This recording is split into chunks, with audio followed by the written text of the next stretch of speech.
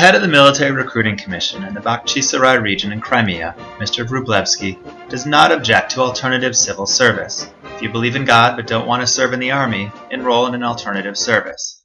On June 9 of this year, a religious draftee, determined to serve in the alternative civil service for quite some time, at last got approval from the Bakhchisarai Regional Military Recruiting Commission. However, the approval contained one important condition. He had to renounce his religious beliefs. Anyone not familiar with faulty military logic would ask why. After all, the law regarding alternative service specifically states that religious beliefs are a valid reason for the choosing of an alternative service. Things were cleared up in an unusual way.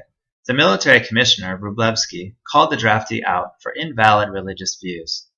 The draftee believes in God, according to the commissioner, just not the right one. Alexei Shkaruba is a member of the Jehovah's Witnesses, a church banned by the Russian Supreme Court as of 3 months ago. That is, there is a ban on the church itself, not its religious views, but the military commissioner doesn't bother with the nuance.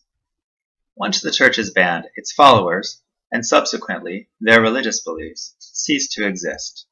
Without religious beliefs, what is the point of an alternative civil service? Как человек с религиозными убеждениями, свидетель Иеговы, я пришел в военкомат. As someone who ascribes to the Jehovah's Witness faith, I come to the military commission seeking alternative civil service. As a religious person, I seek judgment only from the God I serve, hence my request. I was initially summoned by the recruiting center to address this request. But when I arrived, I was told that, as a Jehovah's Witness, I had two options. Either I had to change my fate and then enroll in the alternative civil service, or I had to serve in the military. Должен сменить веру и пойти проходить альтернативную службу, или мне необходимо идти в армию. The Bakhchisarai Military Recruiting Commissioner, acting in compliance with his post, nevertheless realized that he could not just deny the draftee in the alternative service. That's why he asked him to provide the commission with a document certifying the change of his faith.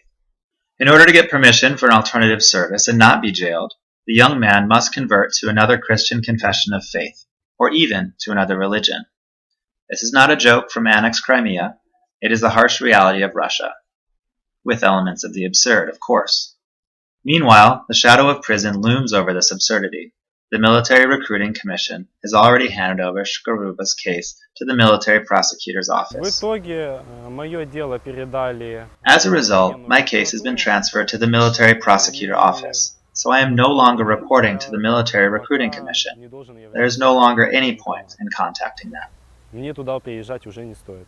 Perhaps, for Commissioner Vrublevsky, changing one's faith is like changing one's citizenship, or going from the Soviet Communist Party to Putin's United Russia. The right decision, technically. Perhaps he doesn't even know that Jehovah's Witnesses have almost never abandoned their faith. They were hated by Hitler and feared by Stalin. In Nazi Germany, they perished in concentration camps, where they were forced to wear purple triangle insignias for the convenience of SS men supervising them.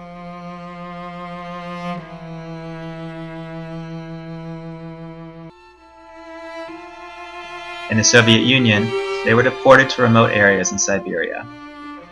They were tortured and executed, but there have been very few among them who rejected their faith. In any case, my decision is to make the right choices in the eyes of my God, Jehovah. So it is anything but army for me. Thus, the Russian military machine's efforts are in vain.